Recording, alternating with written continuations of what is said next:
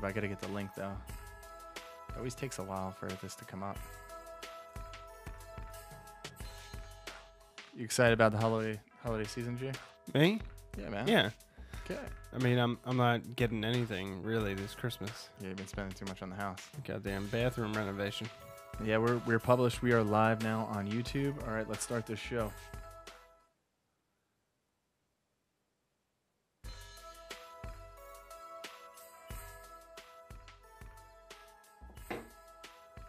What's up, everybody? Matt here with a Nightmare 365 podcast. I got my brother in studio. What is up? Just forgot about me. I'm not forgetting about you, man. Tonight is a good night. We have a special guest on. Case File 42. Case File 42. We're talking about the paranormal with Dr. Brian Parsons. This one should be pretty good, man. He's been doing this for a long time. He has his own show. He's been doing it for his own show for 10 years. Yeah, almost 25 years of experience. Yeah, he's been part of MUFON. He's just a list of it, and we'll link the. If you want to read his bio, it's pretty long. It is long, but it's a good one, man. He's been doing paranormal investigations. His own show I've been listening to just because he's a wealth of knowledge. It seems like. Yeah, and I think his show is good because he is skeptical, just like us. And he doesn't take everything as face value, and you shouldn't. No. So that's why I like it, and I like listening to him. Yeah, so let's start the show and then get him on for Case File 42. Welcome to Nightmare 365. This is the center of weirdness for the entire planet. There's tons of unsolved mysteries out there. Witches still exist. What about monsters? Do you believe in ghosts? Bigfoot is not out there. Bigfoot is definitely out there. UFOs are real. UFOs might be real. Do you believe in conspiracies? I consider myself a conspiracy theorist. I want to believe in all these case files. Trust no one. The government lies to you. We're just two brothers exploring the unexplained, mysterious, and spookiness that lives among us. All right, man. Case File 42, the paranormal. Brian, are you on the line? I think we have him on the line. I am here. Oh, awesome. I wish you were in studio. That'd be great. That would be fun. You actually reside in Ohio, I believe. Is that correct? They're correct. And we're from the I don't get out to New Jersey very often. Yeah, it's a weird place if you ever visit. We have a lot of Say that again. Yeah, just I mean, you name it. Mostly we're known for the Jersey Shore and that stupid show, but I don't know. Right. What about The Sopranos? Yeah, well, The Sopranos too. I guess that's a big thing. Yeah. But that's more older than, the Jersey Shore. But we have a lot of good paranormal stories, a lot of good horror films that were filmed here. So, but thank you for coming on. The bit that we have on your bio, you just seem like a wealth of knowledge, man. Part of MUFON. I would love to pick your brain about that, as well as some, your paranormal investigation experience that dates back to 1996. Year I was born. Wow. No, I'm just kidding. Wow. So, what actually got you into the paranormal, and what actually got you started, investigating it?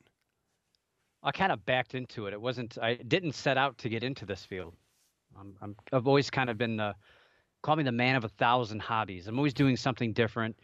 And really and truly, it kind of was a couple of different things at the same time. One was I heard about a local urban legend at work, and I thought, well, this doesn't seem right. There's no way that this is true about this lady with her head cut off and walking around the basement of this place. It just didn't seem right. But a lot of people believed the same urban legend, which I thought was interesting. Then while I was kind of still in college at the time, going back and forth, couldn't make up my mind what I wanted to do. But I was good at writing research papers, and I was working with some guys they really had no clue how to do that. So we were talking about how to write papers, and got to the point where I ended up writing my research to kind of give them an idea of how to do a research paper. And Yep. I was a little nervous about that because, we talk about ghosts, we talk about cryptozoology and the paranormal stuff. Everybody's got a radio show or TV show or whatever. It's sexy. Yep. But 20 years ago, it was not sexy. I didn't even tell my parents. I had a girlfriend for like 2 years. I don't think she even knew I was doing this stuff. What did she think you did? I'm probably cheating on her. I don't know. That's great. But That's probably better than. It wasn't in vogue. It wasn't something that you really talked about very much. Yeah, it wasn't mainstream back then. There was no Absolutely. there was no TV shows. When did like the biggest TV show come on about that kind of stuff? I mean, there were shows on ghosts and hauntings and things like MTV Scared was out in the early '90s, and like Lord Auerbach had some stuff. He had some specials that were on, so there was stuff on ghosts. It just wasn't anything that was a weekly drama to get you involved in that. But for me, it was just hanging out with people and got a mutual interest. We just went out into the field, and back then we just went to cemeteries and hung out. I don't know what we were doing there, but it seemed like the right thing to do. And it took us hanging out with different people. Some people wanted to go and trespass and do illegal things, where I just wanted to learn more about it. I wanted to do research and figure these things out, because I always like to know things. And it seemed like there was a disconnect between what I was learning and what I was hearing and what people were experiencing. And I wanted to kind of tie those three things together and figure out, is there any truth to all these stories about, and again, I started out in the ghost field and kind of gravitated toward UFOs and cryptozoology based on things I grew up with and what I do in my, personal life. I like hiking and being outdoors. So that was a natural fit for me there. And where I grew up at the kind of the landing area of a municipal airport. So I got used to hearing airplanes all day. I could tell you the difference between 3 different types of Cessnas, what the engine sounds like, and things like that. So I got used to that. But with ghosts, it just kind of, I just kind of backed into it, and one thing led to another. Next thing we know, a few months down the road, we ended up at a house. Yeah. And we were trying to figure out this ghost thing, and I felt completely unqualified to be there. But again, we've been doing it for probably 8-9 months at the time, and I'd read tons of books. I already had 20-30 books on parapsychology, psychical research, things like that. But now you look at it nowadays, and people just they watch 2 episodes of season 1 of Ghost Adventures, and they got they're probably spend more time waiting for their matching T-shirts to come in the mail. What do you think about those shows like Ghost Hunters, Ghost Adventures? What other ones are there? There's like tons of them. There has been. They all came and went, I feel like, and I think when one of them took off, they all saw like the money that they could make. Yeah. And then now, you don't really see too much of them. Like the only ones I really watch are Expedition Unknown, like Destination Truth with Josh Gates. I don't know if you're familiar with him, but oh yeah. I watch some of them. I try not to pay too much attention to them, but the reason why I've watched them over the years is just to know the current thought process, what people are thinking about the field, because they tend to get it from the people that are on TV. And it's it's a big debate about what came first, the TV shows or the people investigating. A lot of people say, well, 2004 when Ghost Hunters came on TV, then all of a sudden everybody started ghost hunting. Well, it's not true, because there was tons of teams out there. We just didn't. Yeah, you just part didn't of it was advertise it, right? Well, part of it was the internet really wasn't what it is. Yeah, that's true. Even 2 or 3 years down the road, it just blew up, and a lot of people didn't know how to navigate it and get on. A lot of people weren't even on there. We didn't have a website till like 1998, so but we were doing it for 2 years prior to that. But the TV shows are good because they bring people into the field. They get attention. They get us, again, like I said earlier, it makes it sexy. You got these guys walking around with tight T-shirts on, their muscles, their hair spiked up, throwing cool lingo, the night vision stuff. It gets to the audience. It gets people talking about what we do. Yeah, it definitely does. Now, the bad side of it is it kind of, these guys are on a tight schedule. They're out at these houses maybe a day or two, and they compact it all down into a 42-minute television show.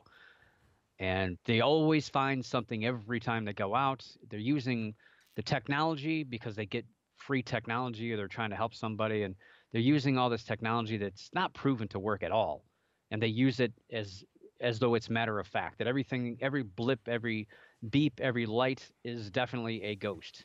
And that has seeped into the culture the same way that orbs did around the same time I started out.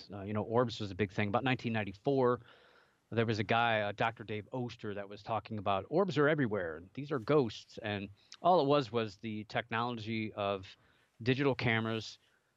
When it was in its infancy, it used to fill in the pixels, and it caused these dots. And then as the cameras got more compact, it's basically the flash and the lens were too close together, and it caused reflection of dust and debris. But everybody says they're ghosts, and even that, even though it's been disproven a million times, Sure. you still meet clients that say, "Oh, I've got a ghost. Look at my picture. You see all those ghosts?"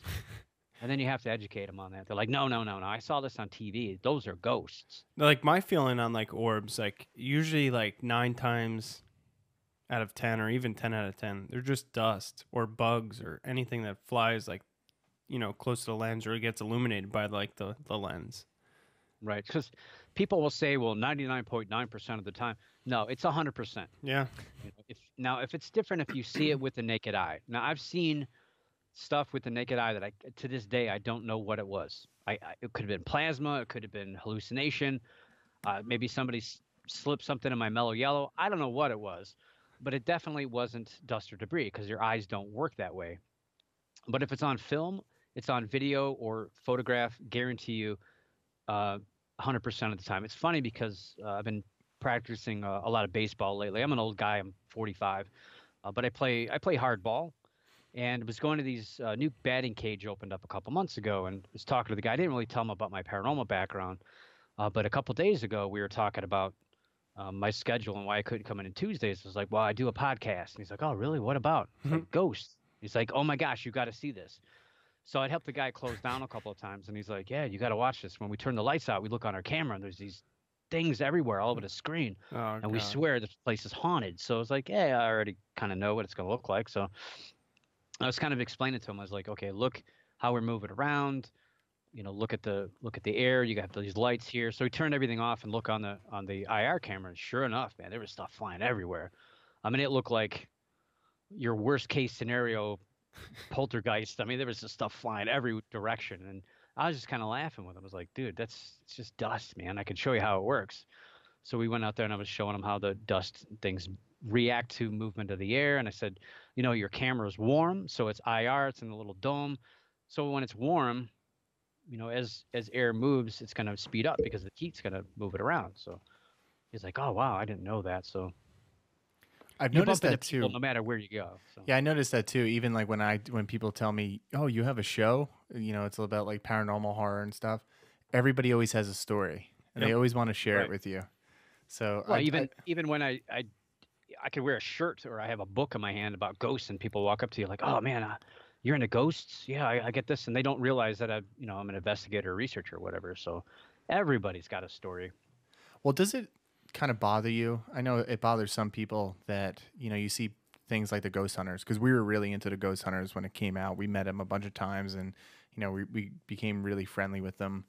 And you always see people like that, right? That now make money, now like touring the United States, just giving speeches on kind of the paranormal, wrote a couple books on it, things like that. And then I feel like it does diminish sometimes the actual, I guess, science behind it, and people really like trying to make a difference or really trying to understand.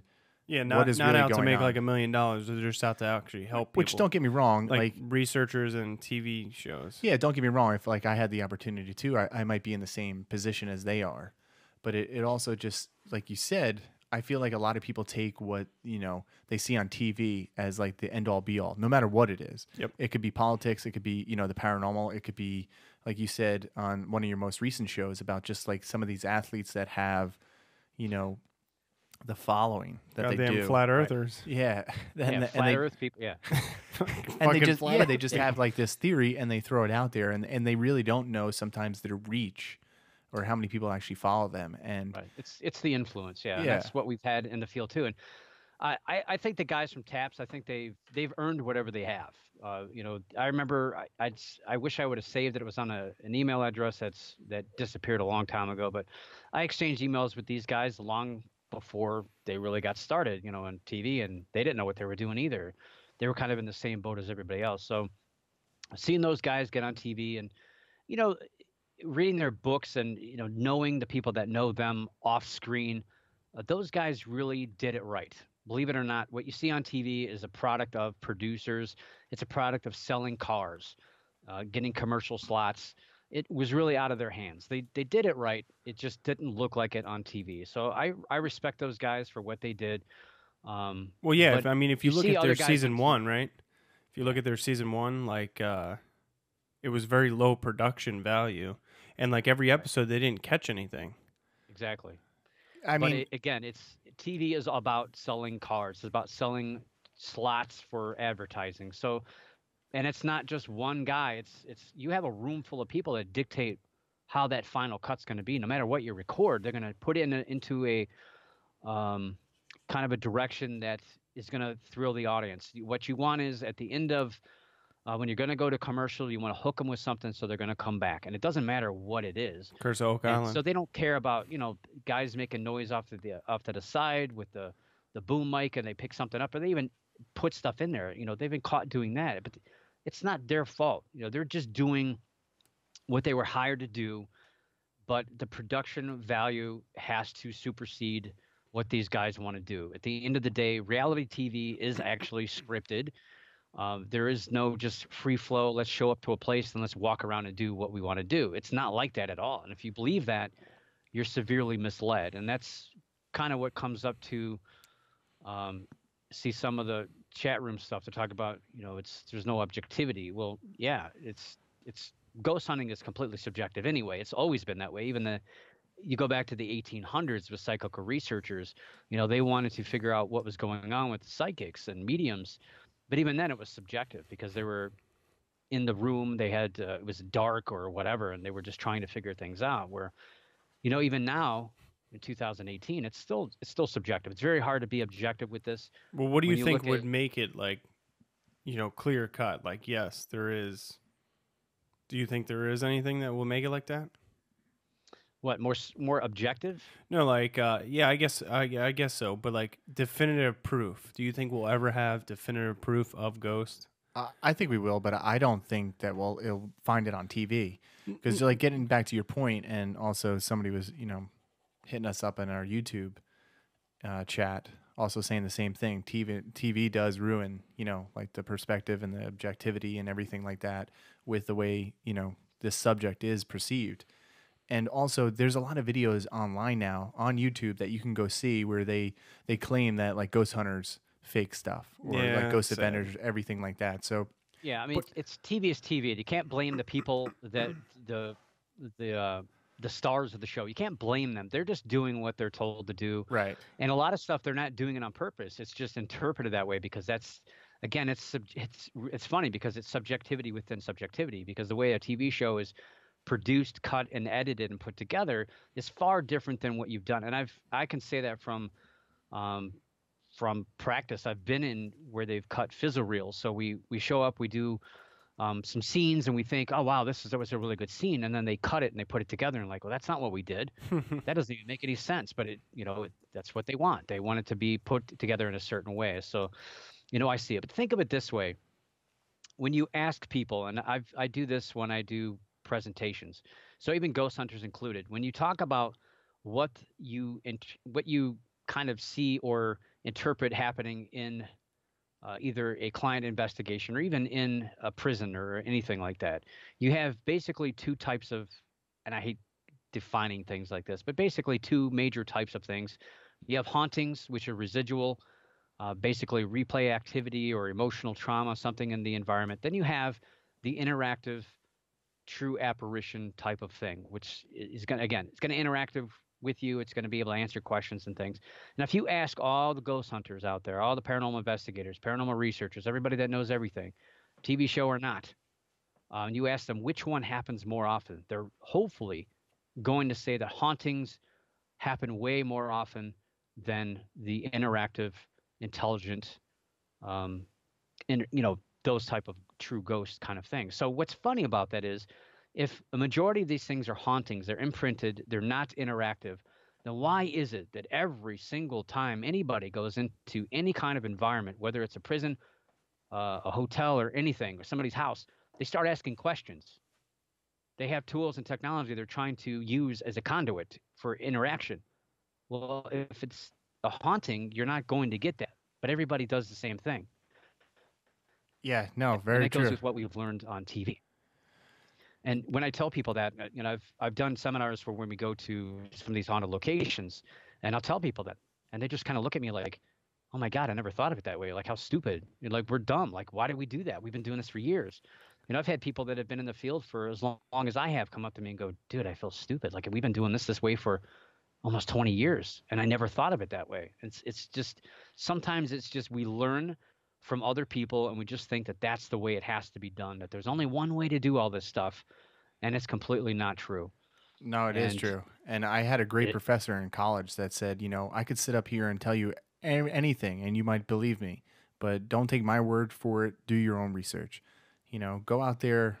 I mean, as many times as I've been to Gettysburg, everybody's always saying like how haunted it is. And I've never experienced anything. I really want to, but I've just never had that moment, I guess. Now, have you ever like not besides your research, have you ever experienced like anything personally? yeah, I've had some weird stuff happen in the field. I've had a feeling of like getting punched in the gut. I've been pushed. I've heard whispers. I've seen things that I can't explain what they were, even to this day. I've seen things move, and a lot of it I second guess myself, Sure. and I But I think that's healthy though, I because never like fully I never fully admit, oh my God, I think I just saw a ghost. I don't blurt that out. I'm like, what just yeah, happened? I think about it, which is not the right reaction, by the way. Uh, um, you just go with you see anything like that, like how we were saying before the show, dude, run is not the right reaction. I mean, first of all, you're here to do this stuff, not to, you see it and you run away. Like that to me is just, you're a thrill seeker. You're just there for the excitement so you can get excited and run away. But, we all get caught off guard, but you have to have that anticipation that something is going to happen. That's part of it. sure. And the other part of it is when something does happen, embrace it, because you may never have that again. Yeah. Yeah, So, I get that. then if you just roll with it, if you're not going to react negatively to it, or you're going to sit there and analyze it, that's my fault. And that's what I do. If you just see something unfolding and you allow it to happen, and whatever you were doing continue to do, you'd be amazed at what happens next. And I've seen that where something strangely spontaneous happens, and then we continue kind of to you don't change your emotional output or react to it or freak out or everybody pull their flashlights out and shine it down the hallway. No, you just kind of, sometimes you'll see that you're fooled by something. Either it's like a dripping, or it's a raccoon, or something logical. Yeah. But other times there's been things that have happened that I'm like, that was nobody, that was nothing. What the heck was that? But like I've said, I've been touched. And what's weird is most of my stuff happened earlier on in my career, whereas the last few years I've had a few things, but it was in the room with. A lot of people don't like this either, but I work with psychics. Okay. Not too many of them, but very few of them.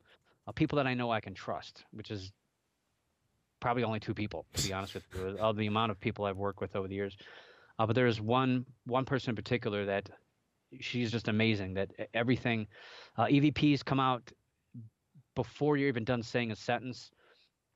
I hear, you hear, footsteps and things are just amplified when this person's around. And there was a particular case where we were in a room and I could feel like this, like it was like, I don't know, bad tacos or something in my stomach. And I was about doubled over in pain. And before it even happened, she came running in the room and grabbed me and tried to pull me out. She knew something was happening before I even reacted.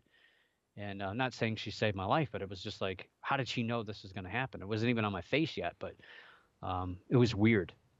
So, it's whatever. I got attacked. I wasn't doing anything wrong or trying to, entice anything or whatever that word is that people throw around. But I wasn't doing anything wrong. It was just weird and just Sure. in a room with something that wasn't very nice and didn't like me being in there or whatever. And boom. Like you say, but- you only trust like a couple people. And would you say, I mean, because we're always looking for, just different perspectives and other avenues to look at, through the paranormal, no matter what it is, supernatural, anything like that. Do you have like recommendations sometimes for people that, come to you, or even just some advice that people, don't know what to do or where to turn to, or like, I wouldn't say it's like almost like self-help websites out there for people to like look at, say this is like a good resource for somebody to look up, whether they're not going to read, hey, I know you've written 6 books. I don't know if it was all on the paranormal or stuff like that, but what's kind of a good resource or tool that people can use for some of this stuff? Well, I mean, it depends. You're talking like a client or just a fellow researcher? I wouldn't even talk about like a researcher because me, I'm always looking for, all the weirdness and I kind of go searching for it. And maybe that's one of the reasons I've never seen or found it. In just a general sense of just talking about it, but then also experiencing it myself. But just like the general person where they're, because I feel like there's a lot of times when I do talk to people, they get excited because they know I'm into this, like we talked about before. But at the same time, people, I don't know if they know where to turn if something is like really freaking them out or kind of the steps that they can go through to, I don't know, just talk about their experience or even just like kind of have Well, some answers for it. Yeah, because we always feel like it's taboo to talk about, and people don't want to share their Sure. experiences because they may get ridiculed or laughed at or, even brushed aside as being like crazy. Yeah, I can tell you a couple of years ago, I was doing a library presentation. I've been at the same library. Uh, well, actually, this year was 10 years with the same library every year. So I think it was last year, the year before, there was this old couple up front, elderly couple, probably in their 80s. And those people always make me nervous because they're always so dead set in their belief systems. At that age, they've got their minds made up. You're not going to waver. So Yeah. the guy sat there with his arms folded, just kind of staring at me the whole 2 hours or however long I spoke, and I'm just like, okay, well they didn't throw nothing at me, so that's good. But that at the end of it, we were doing questions, Q&A, or people were instead of questions, a lot of people like to give their stories, which is fine. But I tell people I can't solve something that happened yesterday or even No, 20 years true. ago. I can't do it. It's I got to be there. I got to talk with you further, ask some probably embarrassing questions that you don't want to answer in front of people. But anyway, this guy he raised his hand really slow and he started telling me the story of something that happened when he was a kid. So probably 70 years ago. And he's telling me this, and the longer he goes on with the story, which the story was only about 2 or 3 minutes long, but his wife just kind of slowly turned and looked at him. And at the end of his thing, she's like, hit him. And she's like, how come you never told me that? And I'm sitting there like, oh my God, this guy finally opened up.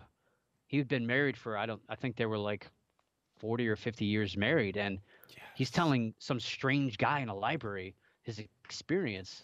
And he didn't even tell his own wife. And that That's- like blew me away. Like, my gosh, this is like the epitome of again, like you said, it's kind of like our culture. It's taboo. We don't want to talk about these things because this goes into like religion or belief in God or belief in life after death. Ghosts is right there in that same wheelhouse. It's kind of the same question, just phrased differently. So a lot of people are afraid of it, but when they go see somebody speak on ghosts, they feel like that barrier's dropped and they can actually go and talk about it.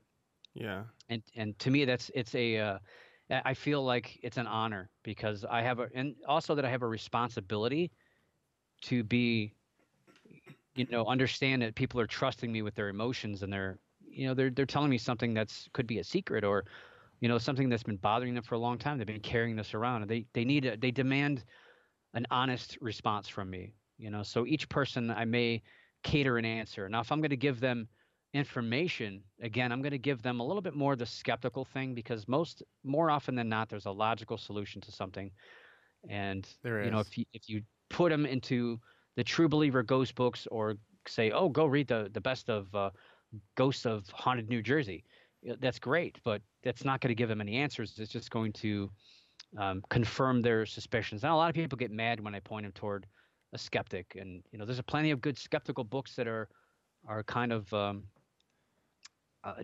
how can I say it, like almost level-headed. And I'm reading one right now called "Investigating Ghosts: The Scientific Search for Spirits" by Benjamin Radford. And Benjamin Radford is almost one of the biggest skeptics you can get. He's the deputy editor for Skeptical Inquirer magazine. I mean, it doesn't get any bigger than that. But his stuff is very, very, I would call it almost even keeled to where he wants to believe. He wants to believe in this stuff, but you have to do it right so you can convince the skeptic. You can't just walk into a building and hear something and go, that was a ghost.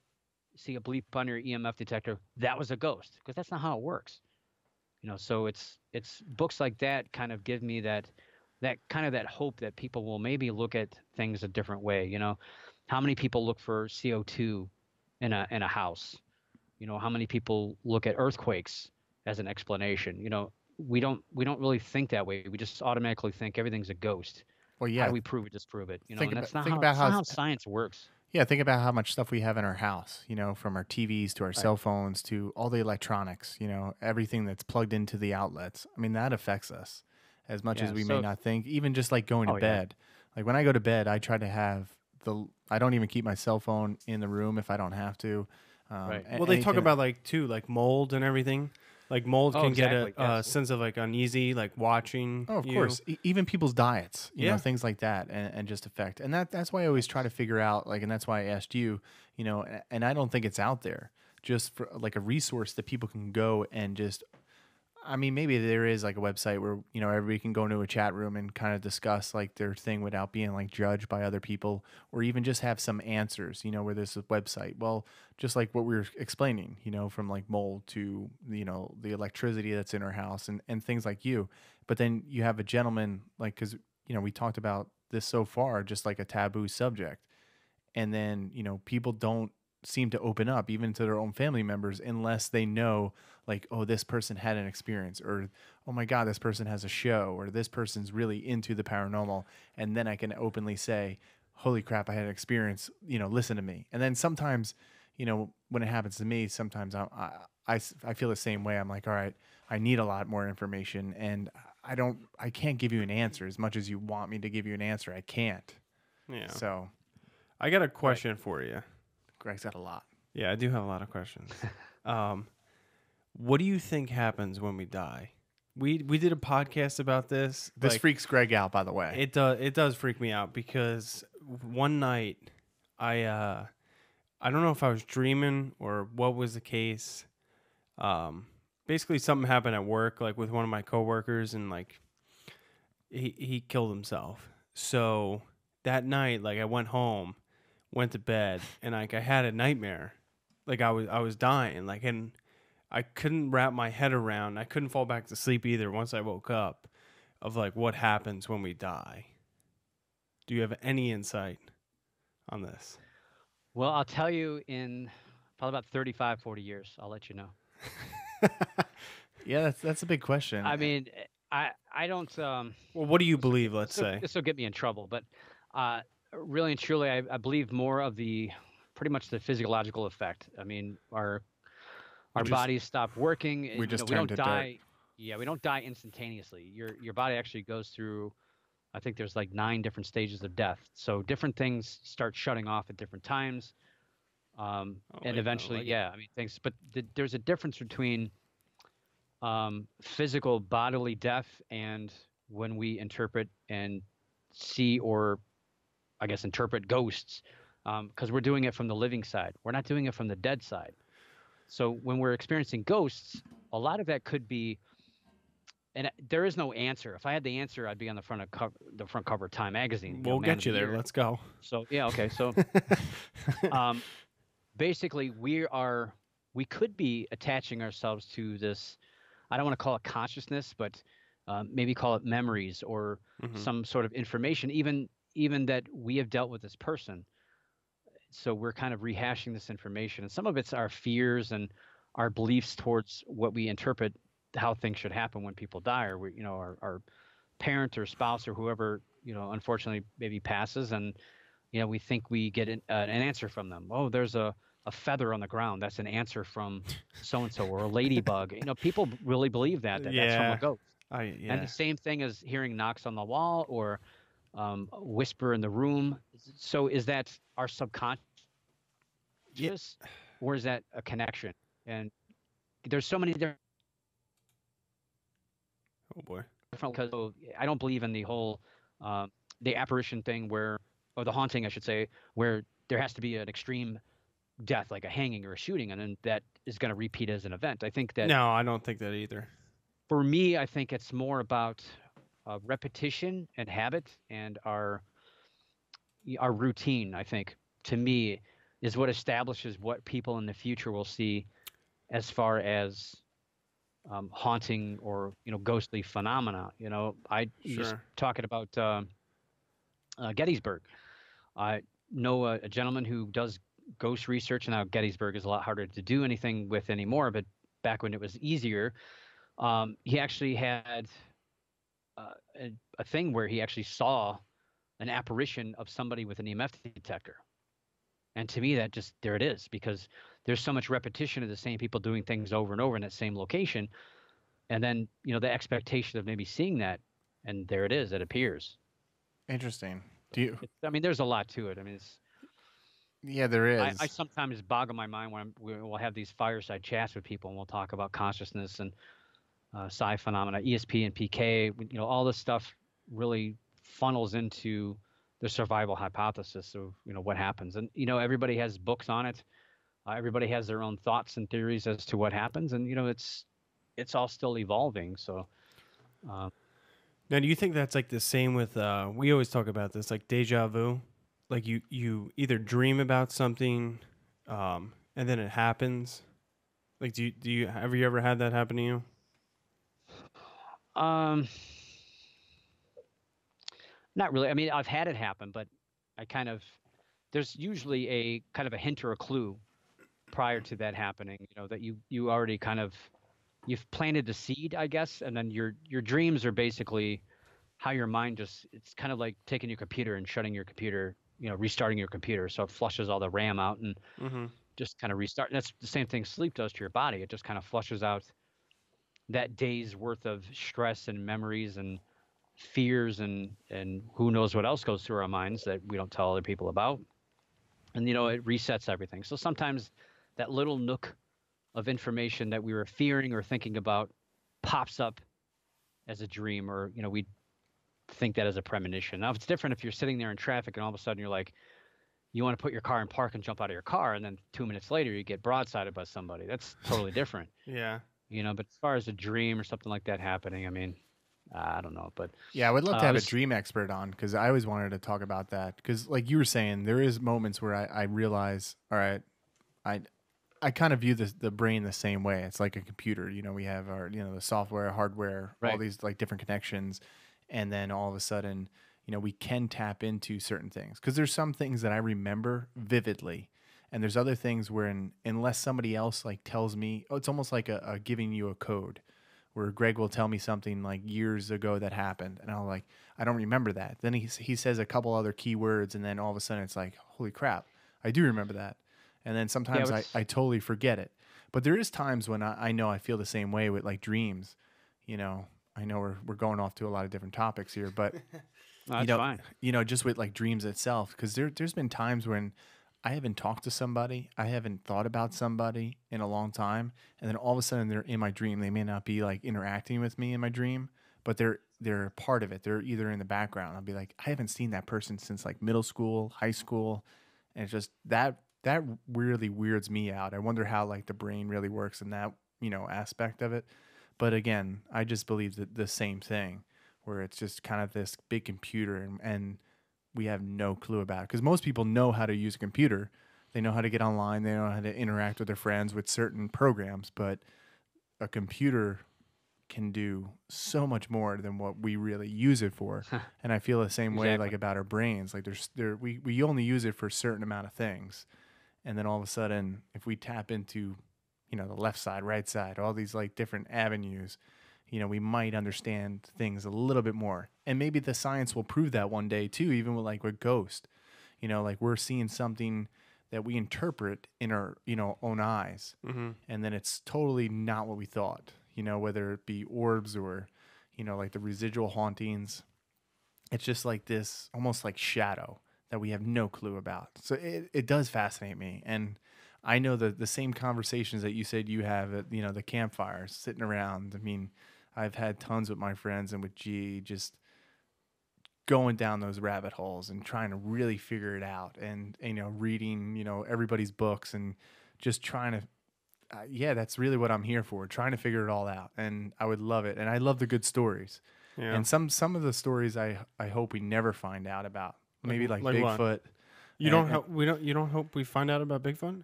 As much as I do sometimes. Yeah. I mean, I'm on the fence, I guess you would say, because there's sometimes where I love the mystery of it, and I just love that no one's kind of ever seen it or captured it or anything like that. So yeah, there's some things I it's best left to a mystery. You know, like with different cases that you hear, you know, whether it's unsolved mysteries that it's been unsolved for like years, with murders. Matt loves that show, Unsolved Mysteries. I did finish the show. So I finished the original series. So you're gonna rewatch it again? No, I'm done. I mean, I watched it as a kid, and then now I rewatched it since they were all on Amazon Prime, and I watched all the season. It took me about a little over a year to do, and I'm happy that I did it, man. There was some good stuff on there. So let's switch. All right, we're gonna switch to UFOs. Now we're getting into UFOs. Yeah. All right, because Brian's been a part of the MUFON. So, and like you said before, you're not really involved in MUFON anymore. Yeah, not directly. I was a field investigator trainee for a little while, way back in the early 2000s, and I didn't really have at the time. I had time to dedicate it, but after a while, I was like, "Yeah, I'm gonna stick with the ghost field full time." And you know, if a case comes up, then I already am trained. I am knowledgeable. I have their field researcher's manual. I understand how they approach it, and it's weird because the investigation aspect of it is very similar to interviewing somebody about ghosts. Very similar, you know, because it's a one-time deal. You see something once, you're not sure what the heck you saw, and it's just about putting that scene together to really figure out what they saw. But to me, UFOs is actually a lot easier, believe it or not, to investigate than ghosts. I would think that. Well, like, first off, do you believe in UFOs? I'm assuming you do. Well, I believe that we don't know everything that's out there. Now, do I believe in alien-driven aircraft flying around Earth? I don't think there's aliens piloting these crafts. I mean, common sense would think, what are we doing right now? Drones? You know, granted, we're pretty much in the early stages of anything. I mean, we've only been in space for 50 years, so we're at that early stage. We have more machines going out there than anything. To me, it's the smartest thing to do. Why would you put your flesh and blood creatures when you can create a robot or mechanical things out there to do that dirty work for you? Sure. You know, and for us, it's about communication. So Mars is pretty much as far as we can go about controlling anything, because it takes almost a whole day for information to go back and forth. So it's like move this way to go left down this hill. Well, that information takes a whole day to go back, and then another day to go to the robot. So that's a long time to get any further out. So that being said, machinery. So I would think if there's anything flying around our atmosphere around Earth that's of alien nature, it would probably be just mechanically driven. And even then, I would say it's extremely rare if it's even ever happened at all. It's not as much as what people think happens, especially just like ghosts are concerned. So I don't think it's very frequent, if at all. Did you see the new thing that like just premiered? Now it's out, like the new Bob Lazar movie. Did you see it at all? I didn't watch. I got it. I got invited to. So I'm actually involved with another group called CUP, which is a Cleveland Ufology Project, and they've been around. I kind of feel guilty talking about this because they had a meeting last night and I didn't go to it. But they've been around since 1952. Okay. So they're one of the oldest UFO research and investigation organizations in the world that's still going. Now, they don't do much as far as investigating, but there's a lot of discussion and talk, and they know a lot of people that come in to either Skype in or come in and talk. So it's really interesting to see that dynamic in action, and it kind of actually helped me write my book on UFOs. But totally lost my train of thought here. But it's all right, man. Yeah, wow. Yeah, but I don't know where I went. I'm in outer space.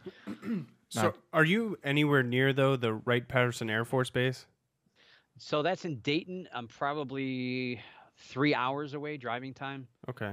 I'm in a completely opposite corner of Ohio, northeast Ohio. So you're near like I've been Mentor? through there. Was it Mentor, Ohio? Oh yeah. Well, yeah. We pronounce it Mentor. Mentor. Okay. Mentor is not incorrect, but we just that's how we say it here in Jersey. I grew up in Mentor. Okay. But I actually live in Twinsburg, which is about 30 miles south of there. Oh, not bad.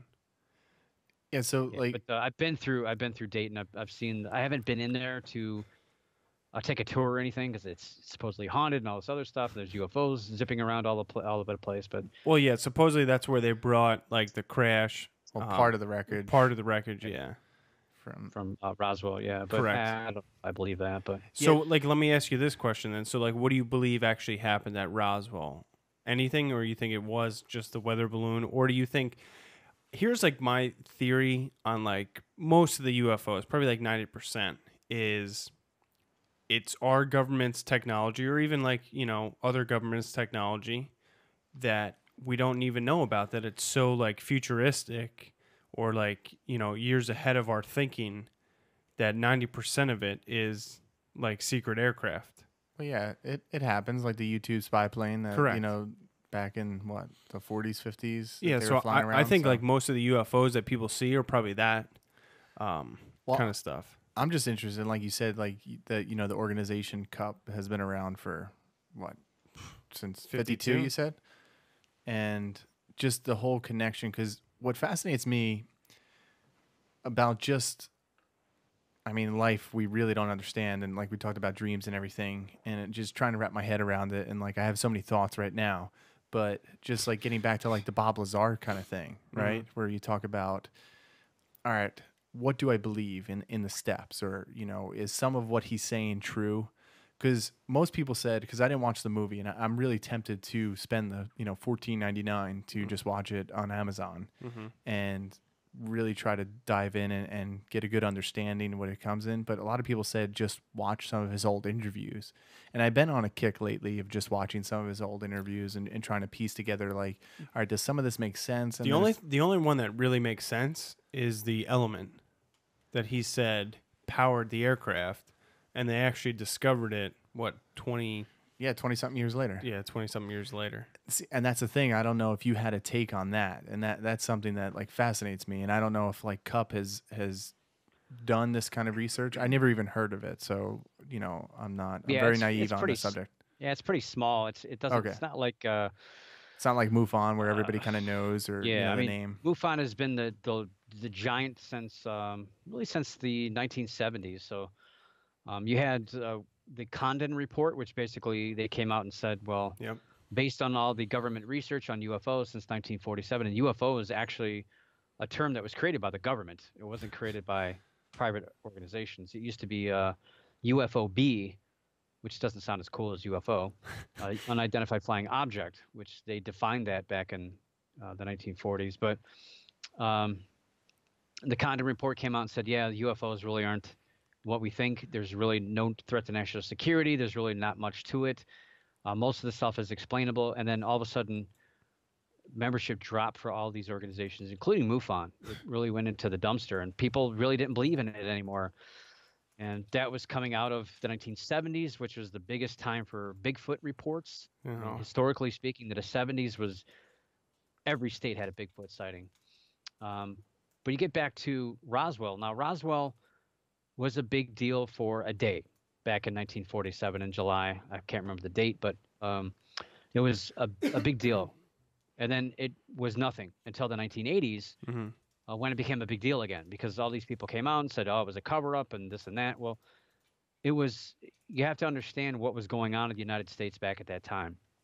Of course. We were talking about the Cold War was I don't know if heating up is the right term, but we were in a with Soviet Union, it was times were not good. There was that threat of war, and then at that time still trying to get nuclear stuff going, and it was coming out of a world war and all this. It was just a bad time for all this stuff. So what ended up happening was, yes, I do believe that it was a high altitude balloon, which they did admit, not at first, and they tried to even cover that up. And I think it backfired on them, because they did come out and say UFO. Yes. Yeah, they said and they were disc. fine with that. Yeah. They were fine with it at first, and then they were like, well, that's going to cause even more problems. Let's just say it was a balloon, which it was a balloon. But the problem of that was they didn't want to admit that, because this was part of what's called Project Mogul. Yep. And Project Mogul was basically spying on the Soviet Union using their atomic tests, their atomic bomb tests. So they were able to find sound waves in the upper atmosphere to spy on what was going on. And they didn't want anybody to know that they had that technology, that they could do that. So they had to cover it up. Yep. So the cover up of the cover up led to this big kind of thing. But it kind of went to the wayside. And this came out in, I want to say in the early 1950s, it became public record. Yeah. And nobody batted an eyelash. It was like, oh, well, that explains it, because it did. And then all of a sudden, then you had people, again, UFOs was losing its luster. It was kind of going away. And there were some people that wanted to revive that. Yeah, it And wasn't this is until when the Roswell- 70s. Right. This is when Roswell was born. This whole story just came out of nothing. And then a lot of these people that claim to have been part of secret testing or reverse engineering and all this stuff, their entire background is bunk. Like, there's no record of these people with their claims, and their stories fall apart, and other witnesses contradict with other things. But in reality, if you do the research with Roswell, there's a lot of misinformation that doesn't even add up, even about the incident and the night. And there's 10 different stories about what happened, and a thunderstorm that was there that struck this UFO in the first place. That thunderstorm never even happened. It wasn't even there. So I mean, even that first little domino that could have affected all these other things is not even true. It's not even accurate. So everything's taken out of context. And in the 70s and 80s, we've kind of reversed that story and try to make it more of a deal than what it is. So it's all it is just trying to get people to believe in UFOs by attaching to this strange story. So it's, in my opinion, Roswell was not what people think it was. Well, yeah, that's like the coup de grace. Like, you look at any story or where it like stems from. That's kind of like the base or the root of anybody's story. And that's just kind of the same thing where, the whole Bob Lazar kind of thing comes into play. Even though he was, 40 years, 51, yeah. 40 years after the fact, doing some reverse engineering on supposedly some crafts or stuff that he's never seen. He's never seen like bodies. So, that's one thing I want to believe in, though, is UFOs.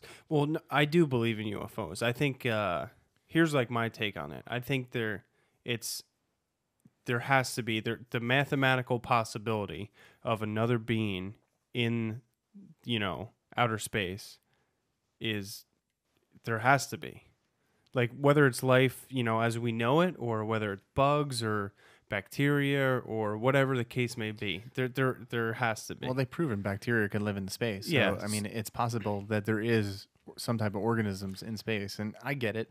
But I always come back to the same thing. Like, even though like Roswell may or may never happen, and I don't know, I wasn't there, but the whole like Bob Lazar thing, it kind of like now it's becoming.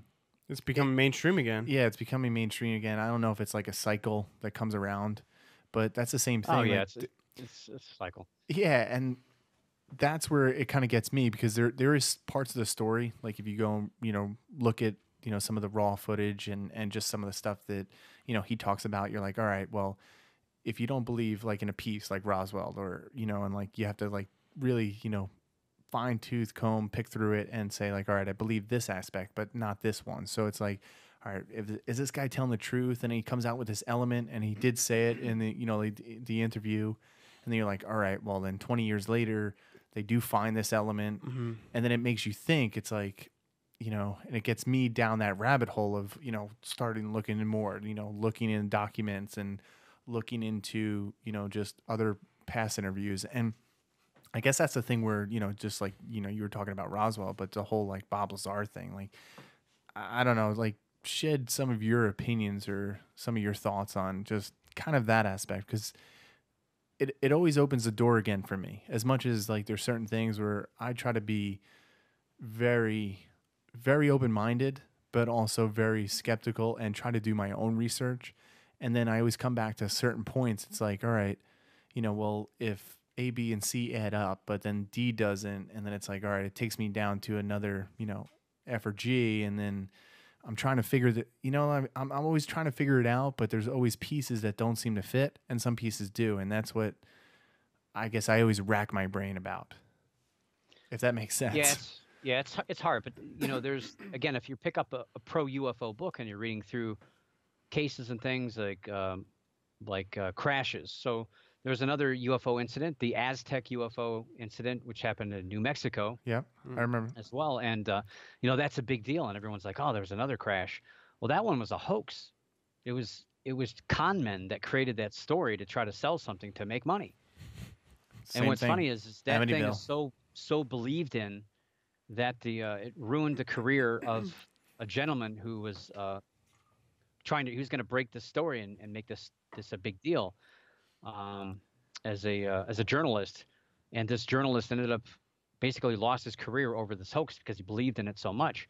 And what's weird about this is this ties into the X-Files, because a lot of people think that Vin Scully is the kind of the name where Scully came from in the X-Files, but in reality, a good chunk of that name came from the name of the guy Scully, who was the journalist who was covering this Aztec UFO incident, which didn't really happen, whose career was ruined by this story. Frank Scully was his name.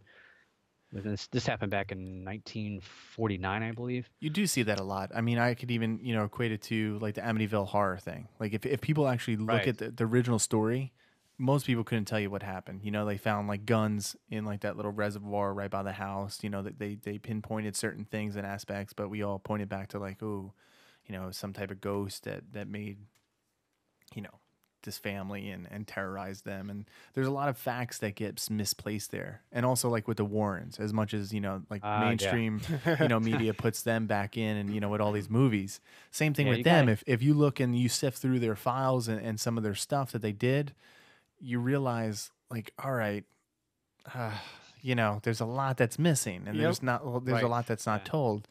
But that's where it always gets me back to the point where people love the Warrens. So it's like, I want to do a podcast on them. I know. You got to be careful. Like, everyone loves these, but you're absolutely 100% correct that there's a lot that doesn't add up. The whole DeFeo murders and everything that happened surrounding the Amityville horror is completely out of context, and everything that happened with the Lutz is completely out of context, and it was basically just to get a book and a movie deal. That was the whole thing. And that's where it comes down to. Like it comes down to those movies. And the same thing with Roswell was just about publicity and getting attention. So it's like, what do you believe? But I want to jump back real quick and talk about the whole UFO thing. So another book to put on your list. Christmas is, only I'm ready. 9 days ago. So I'm ready. There's a book called Space Science, Challenges for the Extraterrestrial Hypothesis of UFO Phenomena. A book. I gotta stop looking stuff up while you're is talking. a UFO believer, but also a scientist. And this book will convince you. It'll actually, well, I don't say convince you, but it'll make you realize just how infinitesimal we are in this little speck of dust surrounding the sun, and just how lucky we are. Oh yeah. If our moon was not formed, we would not be sitting here having this conversation. Life was lucky to happen on this planet. If we were 2 or 3 degrees tilt one way or the other, we wouldn't have this conversation. If we were maybe 100,000 miles closer or further from the sun, we wouldn't be having this conversation. So many things just went just right at just the right time for life to happen. And yeah, life is out there, but it takes a process to happen. It takes the right elements. It takes the right combination. It takes the right temperature, the right gravity, all sorts of things for this to happen. So we're very lucky. But that book, Space Science by Antonio Paris, man, did that put it in perspective for me, because I did that as research for my book. I'll have to look into UFOs. that. See, that's a good thing. This is what you have to like. You got to communicate, and you just find out different, resources to kind of jump down those holes that you enjoy. Whether it be UFOs, ghosts, or any other type of horror, true crime. But it is true, like there has to be these right elements, and there always has to be, and that's why I kind of, I do believe that there's something out there, because I really don't think that we're the only. Whether, just look at how much stuff that they find in our ocean, recently. All these different. The Meg. I was just the Meg. So stupid. No, but even like the other day, I was, in this place and they had just a fish tank. And I know I wander a lot, but like just my mind and just looking at the fish. So you walked into somebody's house and no. They had a fish tank? It was in the hospital, and then I'm just looking at this fish tank, and I'm just like, shit. Like, just look at these organisms that are living and stuff. And it just gets me thinking about the whole thing of existence and like what's out there, and just thinking about aliens. And then obviously, yes, going down that rabbit hole with Bob Lazar. I really just got. You need to watch that movie. I really you just have got a lot get of it. questions about that guy. No, I do, because there's certain things that that are out there that it's proven or that it's shown. Like, all right, however he got that knowledge, it may not have been like working for alien technology, about this element. It was in development, right? They knew it existed, but the technology wasn't there yet, right? So it makes you wonder, all right, did he find out through somebody else or, his connections, or was he really working in this part of Area 51? What was it? S4, that he was working on this technology. Because then it gets back to the point where, like you were saying, Brian, about like all these different elements that have to come into play, and have to line up just right. And I always think about this too. If you look back in history, and I've studied history, if people know what I did, and I went to school for history, and you just look at history in general, and then you look at like the technology boom, just even in the last 10 years, like it makes you think like people throw out the thing, and this could be like another conspiracy of just saying, all right, was this technology given it to us? And then now we just have, it just keeps building off of each other. Like, cause all of a sudden, in the mid 1900s, we had this technology, but for like the last 200 and something years that this, America's been around, we had nothing. We've been fighting with, gunpowder and swords, and now we're fighting just through our computers. It does make me think. And that's, I guess I round about and I come back to the same thing. I don't know, but I'm looking for answers.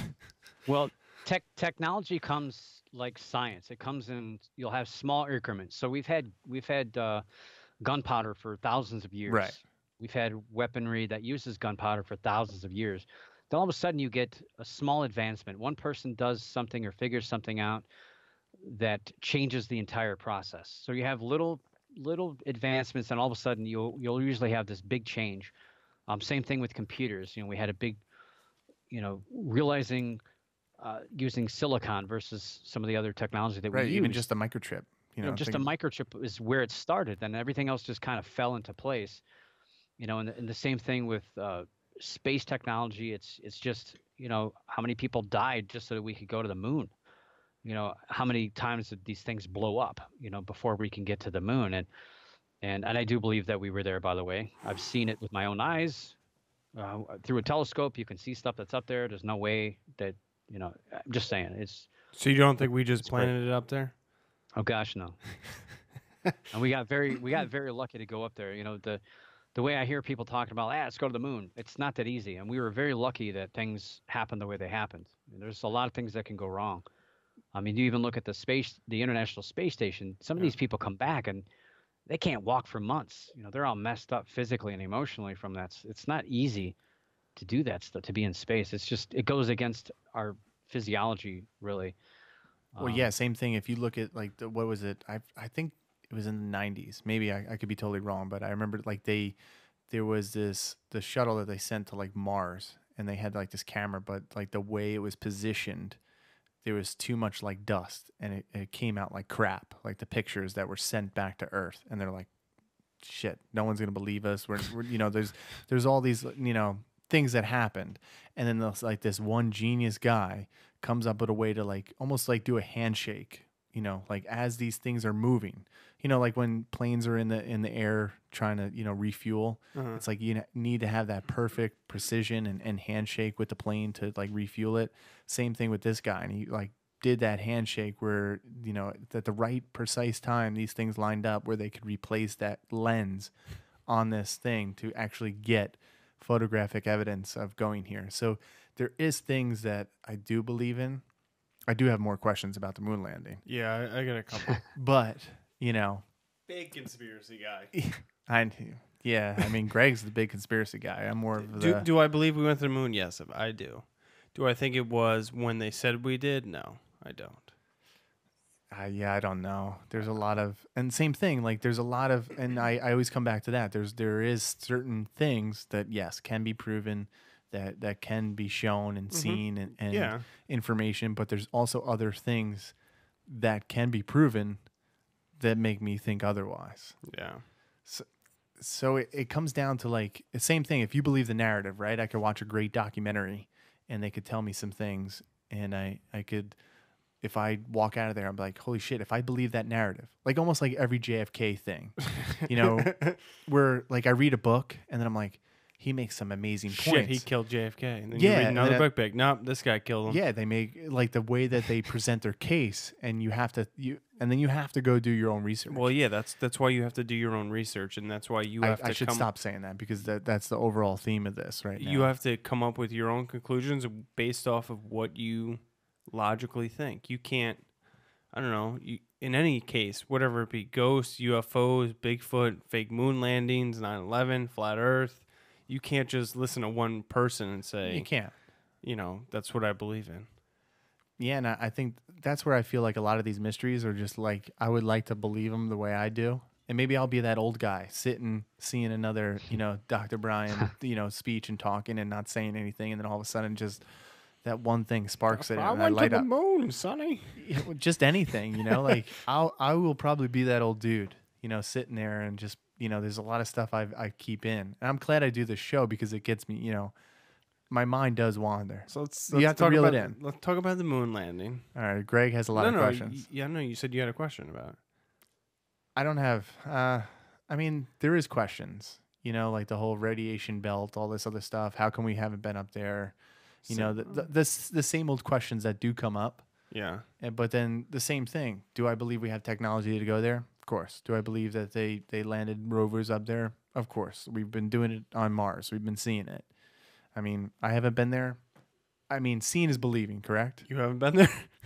You know what I'm saying? Like, people always say the same thing. Like, if I came to you with a ghost story and, you would probably believe me knowing who I am.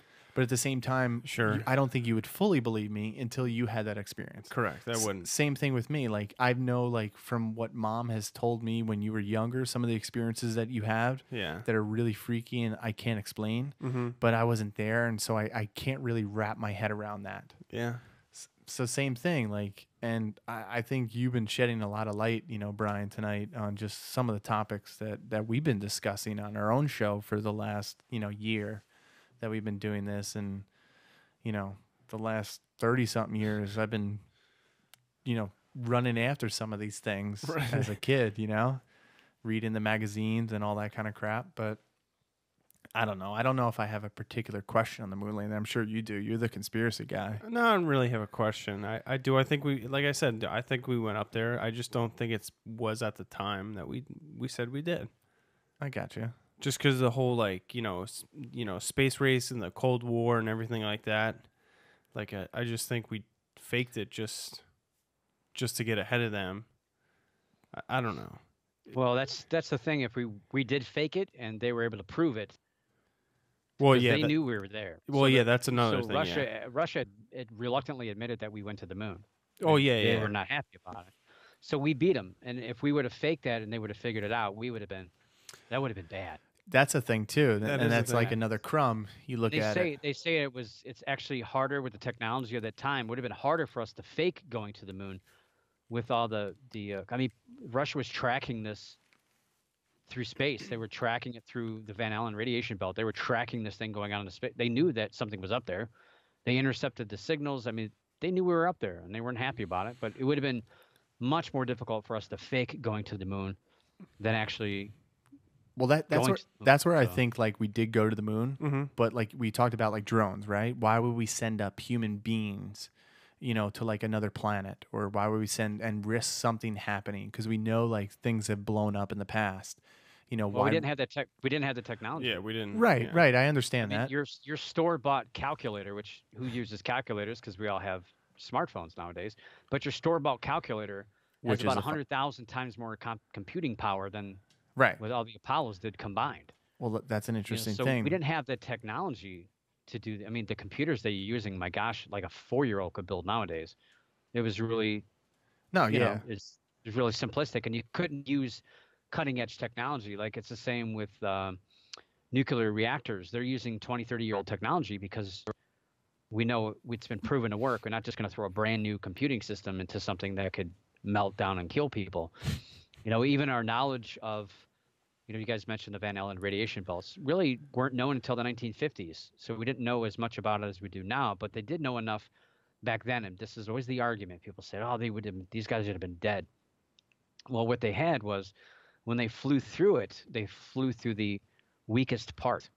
So they were able to escape the amount of radiation that would have been detrimental. Most of these guys never really had cancer or anything that was from that, but they went in, they went out. They weren't exposed to it that long. A couple of hours isn't going to, affect you where you're going to die or boil inside the capsule or anything like that. It's not like in the movies, like going to Mars. Like, what was that movie with Schwarzenegger where they lifted up the helmet and their faces Total all bugged Recall. out. Yeah, Total Recall. that wouldn't happen either. You basically just suffocate. You just kind of die. Well, yeah. Like the same thing in space. If you were out in space and you opened up your visor and took your helmet off in space, you're not going to just combust or explode or implode. You're just going to there's no oxygen. You're just not going to be able to breathe. Then you're probably freeze to death too. Yeah, you're going to get pretty cold pretty quick, but it's not going to. You're not going to have like icicles coming in your eyeballs and die in 2 seconds. It's a slow, painful death, and you can't even hear yourself scream. Not a fun way to go. Don't think about that tonight when you go to sleep. Thank you for that. Yeah, he's gonna be. I'll have some more questions. He's gonna be freaking out now. We're gonna have another podcast just about like dreams about going to the moon, exploding. How to cope from thinking about paranormal things. Yeah, that's a thing. Like, I don't know. I don't even know really where to, like. There's no good segue from that. Just freezing out in space, floating away. Pleasant thoughts. Well, I guess just who I am, I'll always have more, questions than really answers. Sure. As much as to, these. these. The second that you stop asking questions and only give answers is when you really need to evaluate what you really know. So, what are you like into now? Like, what's next for you? What are you looking at? Are you gonna write another book, or what are you thinking? Well, I've been working on some fiction. And the way I want to do fiction is tied into the reality of how things should go, if that makes sense, between cryptozoology and ghosts. But then I've kind of gotten sidetracked and writing different things in regards to fiction. But I'm also still working on some nonfiction. I'm not sure what the problem is. I have too many oars in the water, and I'm trying to do too many projects at the same time. I wanted to write one of my favorite topics of cryptozoology is actually mountain lions. Big cats. So I have probably 20 some odd books on mountain lions in the United States. Huh. I don't know why. I just got obsessed with it because they're not supposed to exist, east of the Mississippi, like where you guys are at in New Jersey. They're not supposed to be creeping around there, but they've been seen there. Now, do you on that note, have you ever heard of the missing 411 cases? Oh yeah. I don't think I have the book, but I've got other stuff he's written. But yeah, I've read about it, heard about it, and. Because like one of them, like they think like a mountain lion. It just sprung into my mind because you mentioned mountain lion. They think like one of the kids was like taken by a mountain lion, but I was just wondering if you ever. I mean that was in the documentary. So you have a better chance of getting bit by a shark than getting attacked by a mountain lion. It's pretty rare, and there's actually been 2 deaths this year by mountain lions, and 2 more than has happened in the last 20 years. Shit. So it's pretty rare. There's only been, I think, 20 since 1885 or something like that. So not that many people die from mountain. They're just big cats, like house cats, I should say, because that's they don't like people. We're not in the menu. That's the same thing. We had like the coyote scare that was around here, not too long ago. I think it was a year and a half ago, a year ago. Mm-hmm. And same thing, like people freak out. Like you'd be amazed how many people freak out. But I'm like, I was probably standing about like 40 yards away from one, and they just look like a big dog, and they'll look at you and they'll take off. Yeah. Yeah. The thing I'd rather come face to face with a mountain lion than a coyote, because mountain lions, again, they're just big cats. If you talk nice to them, they just want to know what's going on. But as soon as they know who you are, they're gone. As long as you don't run away, you're in good shape. But a coyote, man, if they get curious, and coyotes are really curious. You think that cats would be more curious because curiosity killed the cat and all that. But coyote, man, they just want to test you out. So if they get close enough to you, they'll start yipping at you. They'll I shouldn't say yip, but they'll start nipping at you, Oh, try yeah. to bite you. And it's once that starts, it's like a trigger in their brain. It's like if you run from a predator, it's their instinct to chase you. They don't want to chase you, but hey, it's this running meat stick. I'm gonna go after it. It's not, yeah, running meat stick. I just came up with that. But with a coyote, it's like, dude, run. It's again, yeah, dude, run. Don't run though. But with the coyote, they just want to. It's their natural thing to. What they do is they wear down their prey, and they want to test you out. So if I've seen videos of this, and it just makes my heart beat a million miles an hour because I'm afraid that'll happen to me. And if they start nipping at you, they'll follow you, and you don't want to turn or run, and they'll just stay on you, and it's hard to drive them away. I mean, you just basically like to back up and throw rocks and hit them and scream, and they want to go away, but they can't because their mind it's just one thing. It's feed and have little cubs. That's it. That's all they think about. They don't worry about podcasts. They don't worry about anything else. But the good thing about a mountain lion is they're basically ambush predators. So if a mountain lion does get you, you'll never see it coming. They'll come up behind you, snap your neck, boom, you're done. Nice. That's it. It's pleasant because at least you won't have to worry about it. I'm freezing to death in space. I'm walking in the woods, and bam, my neck's broken. So yeah, the next time you're in the woods, just think about that. Look over your shoulder slowly.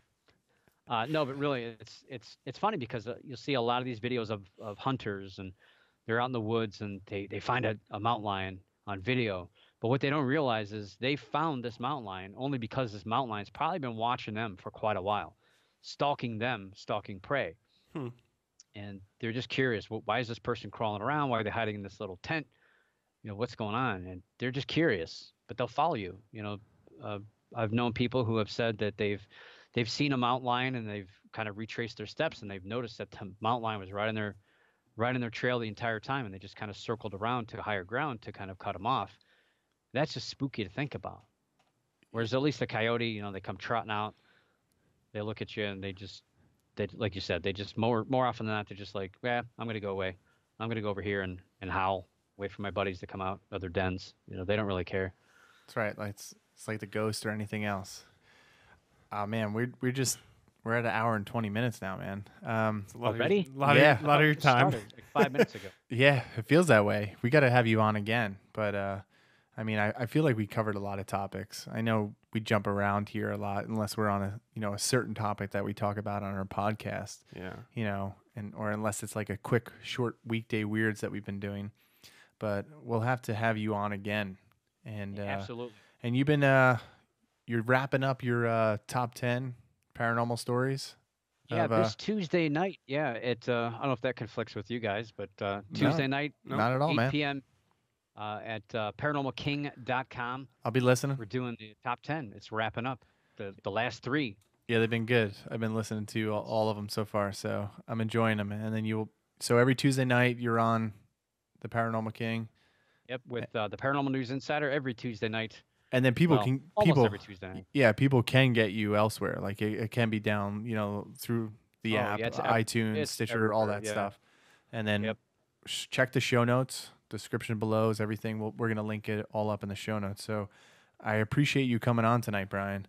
And thank you very much. Yeah, it was a wealth of knowledge, man. I appreciate you guys reaching out to me and having me on the show. It was a lot of fun. And sometimes jumping around is good because you get people's minds stirring and they think about things. And then that's what I to give them time to process it. And that's what I enjoy. I mean, I enjoy the process of just, it's almost like you said, sitting by the campfire, just talking to your good friends and then just, trying to, pick their brain, see where they're at, see what, like see kind where of the conversation leads. Yeah. As much as, there's a lot of times that we may disagree or even, have different opinions on, maybe Roswell, moon landing. DB Cooper, things like that. That was a heated incident. Yeah. Me and Greg, we got into it on DB Cooper, but, it's still good to understand it. And you do come away with, a different knowledge and different, perspective, perspective and resources that you may now go and check out. Like you told us about that book, you know, so it's a good thing. And we'll definitely speak again, I'm sure, and hopefully you'll come back on again. Tons of books. I didn't get a chance to throw in there,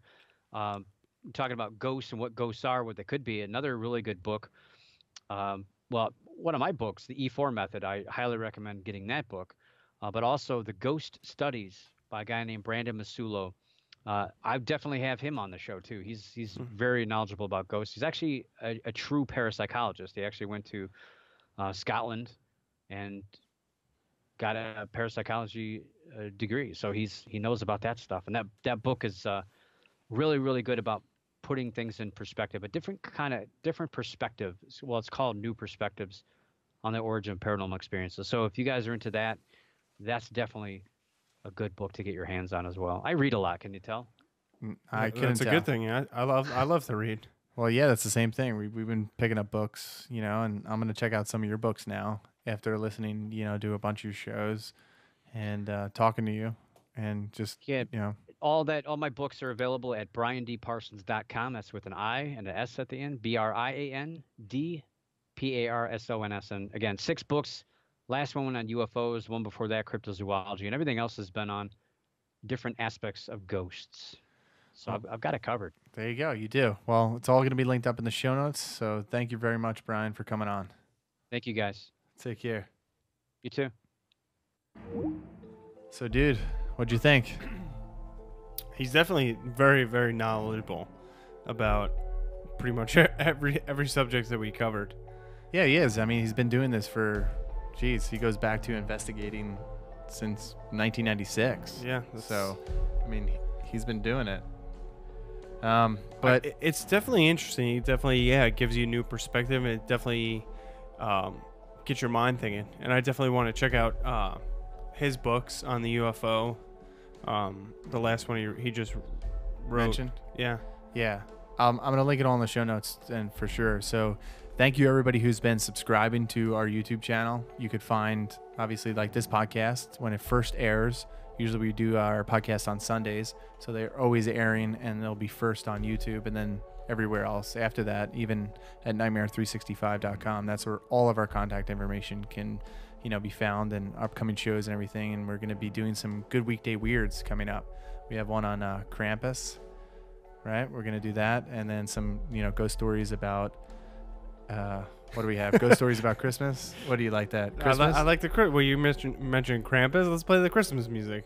What, Christmas music? Yeah, yeah. I'll play it at the end. I love that Christmas music. And I know you do. So it's going to be in a bunch of our videos because it is Christmas time. Crap, man. So next week. Well, I mean, Christmas, what, Tuesday? Yeah, we'll be doing, just to like let people know if you know, enjoy the show. And since you've been listening, I'm sure you have.